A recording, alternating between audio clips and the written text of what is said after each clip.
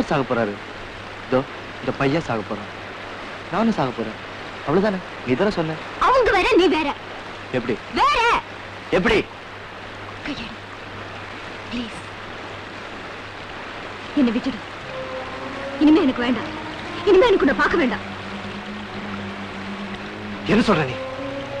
வேண்டாம் ப்ளீஸ். நம்ம ரெண்டு பேரும் பார்த்துக்க வேண்டாம்.